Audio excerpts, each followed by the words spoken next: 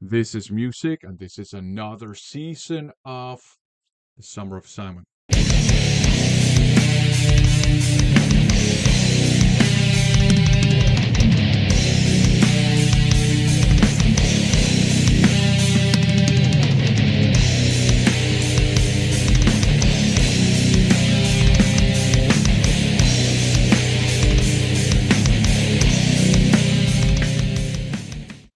That's right, the Summer of Simon is back, the sub series within the First Impression series right here on this channel. Why?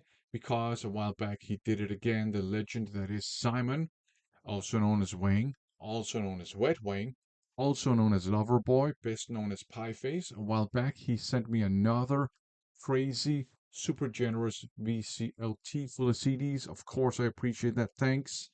And now I am listening to all those CDs, and I will be sharing with you my first impressions of those CDs in this season of the Summer of Simon. If you don't know Simon, he runs the Pieface channel right here on YouTube.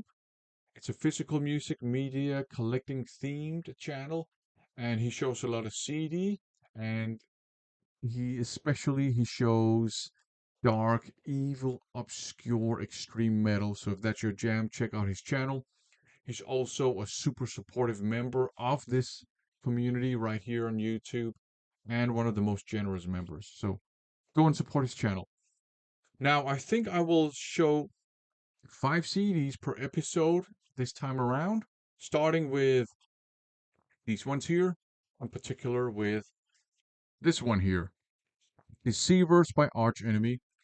Melodeath, melodic death metal legends. This is a really cool kind of like triple gatefold thing, and the artwork I think is actually great, and I like this kind of uh, color scheme as well. So yeah, Melodeath legends. And if I'm being honest, I think maybe we should remove the death part from Melodeath because the death metal part of melodic death metal, I mean, let's face it, there's not a lot of death metal left in that genre. It's still good, it's still enjoyable music, but anyways, this here sounds like stereotypical melodeath, high energy stuff, fast, thrashy parts, harsh vocals, but also some clean vocals, some power metal stuff as well, a little bit of that, not too much, and of course, a lot of inspiration from the new wave of British heavy metal. And all the songs on here I think are solid and enjoyable. But Deceiver Deceiver is a fantastic song, and The Watcher is a fantastic song as well. The rest are solid and enjoyable. It's not an album that knocks my socks off, but it has all those, elements of melodic death metal that I enjoy. So I enjoyed listening to this one here, for sure. Up next, we have Black is the Color by Arven. I'm sure people would consider this to be uh, symphonic gothic power metal. I don't think it's that symphonic, to be honest. It does have some symphonic elements for sure, but it's not symphonic, if you know what I mean. It also has some kind of folk elements. Yeah, a little bit of power metal for sure, but again, not as much power metal as I expected. And gothic metal, what does that even mean anymore? If you know what I mean by that. Uh, there was a surprising amount of traditional heavy metal riffs all over this album, which I appreciate. You also have a lot of keyboards and, a lot of kind of, yeah, I would consider this romantic melodic metal, perhaps. How about that? A lot of the lyrics are very romantic and kind of like songs about broken hearts, lovers scorned, finding the only one. There's a song called "The One for Me." So that kind of stuff. Believe the opening track was very promising. I really liked the guitar riffage. It was kind of like traditional heavy metal stuff.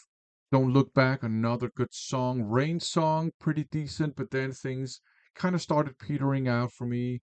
The One for Me, uh, a very romantic kind of song. It has some good things in it and some things that are like, what? Okay, to me at least. You do have, like I said, a lot of keyboards that kind of the keyboards kind of add that romantic feel as well. But in terms of the instrumentation, I think this is a pretty decent listen. It's not meh, it's above meh, but still kind of petered out for me. And but still good musicianship. I did miss some blistering guitar solos, and also this is the kind of music that the Japanese are just much better at. So, having listened to a lot of like similar Japanese music, um, yeah, there was a really high bar for this one. But yeah, overall, in terms of the instrumentation, yeah, it's solid, it's enjoyable. I'm not a big fan of the vocals, I have to say. Now the lady can sing. She's a really good singer. She's a great singer, and she has a great voice. And technically proficient vocalist, all that good stuff. It's just not a singing style that, to my ears, fits metal music. Again, to my ears.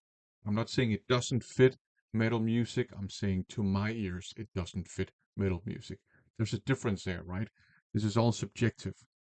Um, it's this kind of romantic fairy tale princess, Irish lamentation, folk ballad style of singing that she has, if you know what I mean. And she's very good at it. It's just not a singing style I like in metal and rock music. I like it in Irish folk music, actually. I do. But not in this style of music. And that also detracts a little bit from the listening experience to me. But overall, it's an interesting listen. And like I said, the instrumentation is decent. The vocalist is a great singer. It's not just for me in terms of the singing. Okay, up next we have Five by Axe. This is a very 80s sounding melodic hard rock album with a lot of AOR elements. And that actually means that Magic in Our Eyes and Heroes and Legends, the two first tracks, absolutely fantastic. 80s melodic hard rock AOR cheese, love it. And there's a track on here called Any Place on This Highway Is Home. It's a great song too. It's quite heavy in places, but still melodic hard rock. The kind of stuff that would be out on Frontiers Records these days.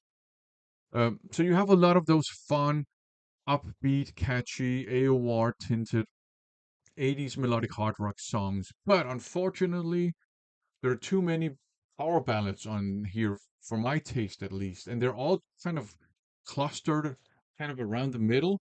So that means that the energy just completely leaves the album for a good stretch of time.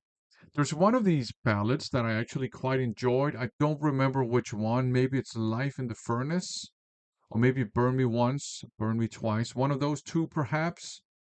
Um, there's also one called Where There's Smoke, There's Fire. So I think they got some problems with pyromania in this band. I don't know.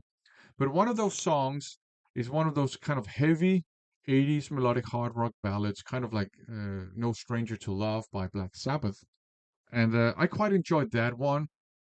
But that part of the album is kind of low energy, and maybe they should have kind of uh, distributed the ballads a little bit more evenly throughout the album. But apart from those ballads, the hard rocking songs are good fun and definitely enjoyable. So yeah, a fun listen if you skip the middle songs. Up next, we got this one here, a version fit to tie. So that's why they're all getting hung here, or getting hanged. Um, and yeah, it's from '92. So this is kind of this weird '90s metal, like with some thrash metal in it, even some hardcore punk in it, but also some groove metal and also a little bit of alternative metal and something that sounds almost like hard rock and also uh, alternative metal stuff. It's a very interesting listen, and I actually quite enjoyed it. I have to admit, my favorite parts were the hardcore crossover thrashy parts, but I also like the groovy parts. So it was a fun, interesting listen. I didn't quite know what to make of it, which is the case with a lot of this weird 90s metal. I like it, but don't know what to make of it, if you know what I mean. The vocalist sounds like a bit of a James Hetfield fanboy. A lot of Hetfieldisms on here, but that's okay. I mean, sure, why not? I like this. I thought this was a good, fun listen. Definitely kind of halfway Black Album stuff, but still has some thrash metal and hardcore and stuff on it. So yeah, this was a fun listen and an interesting listen as well. And up last, we got this one here, Bewitcher, and this is Spellshock, kind of speed metal with a little bit of a Venom Motorhead vibe, but also a lot of inspiration from 80s metal and even 80s hard rock. You have a lot of hard rocking and even 70s hard rock in places.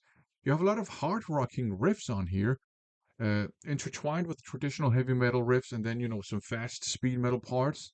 And this is actually a fantastic album. I really enjoyed it.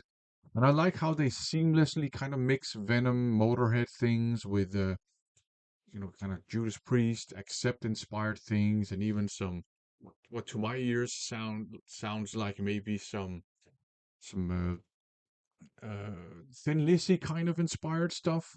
Uh, More melody on here than you might expect from a band called Bewitcher as well. This was a great listen. Certainly the winner of the bunch this time around. It's not a competition, I know, but the best one, the one I enjoyed the most. But yeah, I enjoyed all of them. Some more than others. And, yeah, the Arvin one was not, in terms of the vocals, didn't knock my socks off. But I enjoyed all the CDs anyhow. They were interesting. But as always, check them out on your own. Go and check out Simon's Pie Face channel. For now, thanks for watching.